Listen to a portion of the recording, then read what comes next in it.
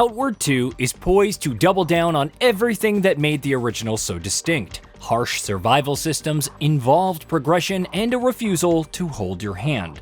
With deeper mechanics, smoother combat, and a more dynamic world, it's shaping up to be a far more demanding and rewarding adventure when it releases to early access on July 9th. Here's 15 things you need to know before you step foot in its wilds. An open-world survival-driven RPG sequel. If you wanted a punishing, systems-heavy survival experience back in 2019, then Outward was your masochistic go-to. Despite its technical shortcomings and a lack of polish, the original has grown into something of a cult favorite. Now a bolder, more unforgiving, yet just as rewarding sequel is on the horizon. Outward 2 is set to revitalize hardship with more consequential RPG choices, unique playstyles, overhauled combat, and a roster of tough-as-nails enemies, making survival across this beautiful open world a sterner test than its predecessor. A relatable human journey. Beginning Outward 2, you're just a regular human, a commoner, not innately powerful, without magic or combat skill. Outside the relative safety of city walls, in the unfettered wilds is where you earn your growth, with distinct classes and playstyles emerging as you become more adept at making it through the night. Developer 9 Dot Studios is positioning this sequel as the ultimate simulation of an adventurer's life, rising from zero to hero. With the satisfaction this brings is where Outward 2 portrays its believable, relatable, deeply human themes. Survival is your first concern. Before you can even think about dabbling in heroics, however, Outward 2 thrusts upon you a slate of survival concerns. Hunger, thirst, exhaustion, even harsh weather will kill the most careful explorer long before encountering any of the game's gamut of deadly creatures. Whilst the sequel refuses to hold your hand, the adverse effects of these survival mechanics, sickness, fatigue, and so on, aren't designed to punish you but to teach you the importance of preparation. You'll need that skill as you venture further, and the stakes grow higher. Your backpack can be a source of friction. Embodying the relatability of Outward 2's human endeavor more than most is the game's backpack mechanics. You'll need to load it up with food, weapons, potions, and camping gear. But how much should you take? Overloading slows your movement to a snail's pace, but leaving a provision behind, something you may need later, could spell certain doom should an inopportune moment emerge. More so, heavy bag or not, you're best dropping it when encountering a foe. It'll enable you to barrel roll out of harm's way, if only for a second. Fully playable online and co-op. Completing Outward 2 is possible as a solo player, but if you wish to share the burden of staying alive long enough to see the end, then good news, the sequel is fully playable in both online and split-screen co-op, with partners able to seamlessly drop in and out. At launch, at least, there's no matchmaking system for finding online companions, so if you fancy teaming up and don't have a mate to join you, then you can check out the studio's dedicated Discord server. Arai is a dynamic open world.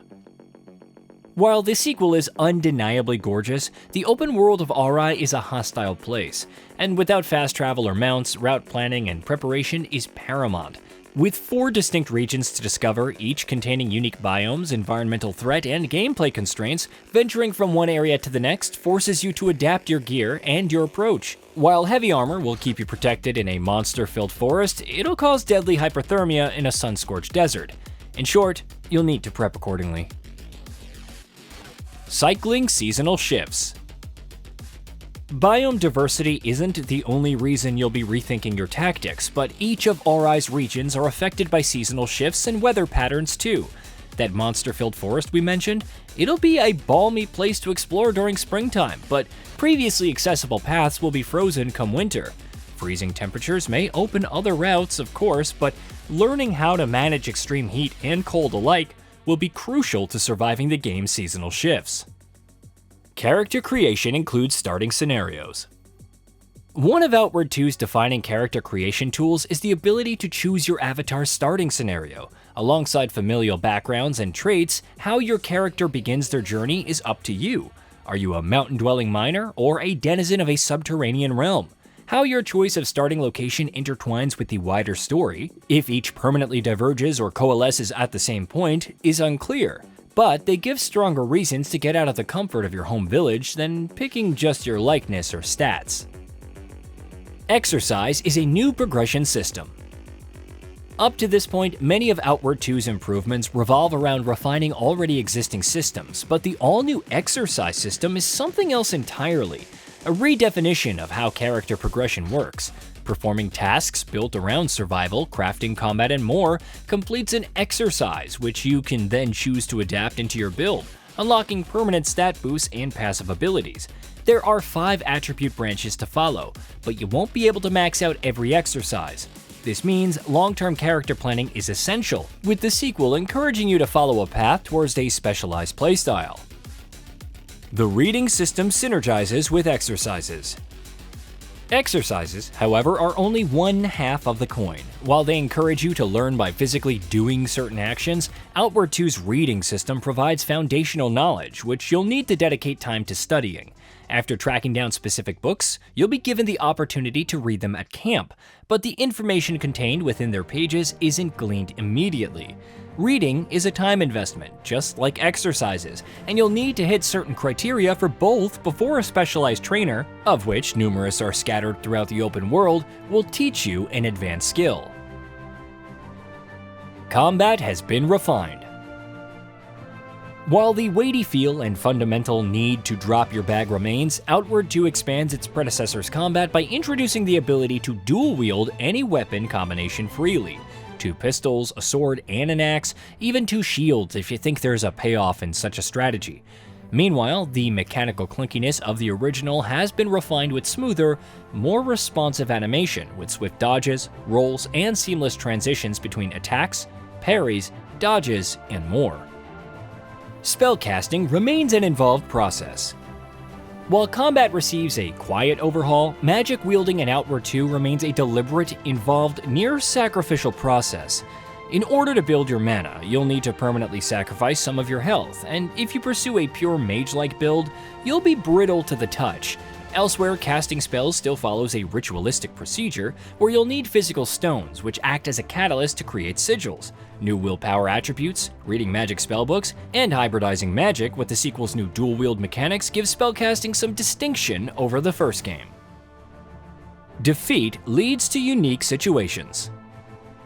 Similar to its forebear, defeat in Outward 2 doesn't mean death. What actually happens is you'll be carried unconscious to a parts unknown, a cave, perhaps a bandit camp, and you'll either have a backpack with you or you'll need to scope it out amidst uncertain backdrop.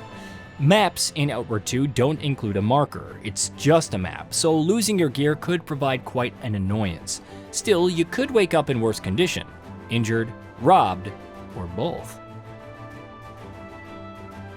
Hardcore mode negates frequent autosaves.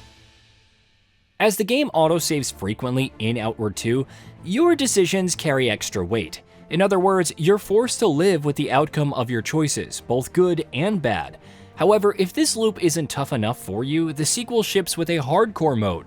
Here, there's a 20% chance that defeat will wipe your save file, permadeath style. That ever-present risk adds a layer of tension to every encounter, turning even routine fights into high-stakes gambles where continuing is never guaranteed. Early access comes with the usual caveats.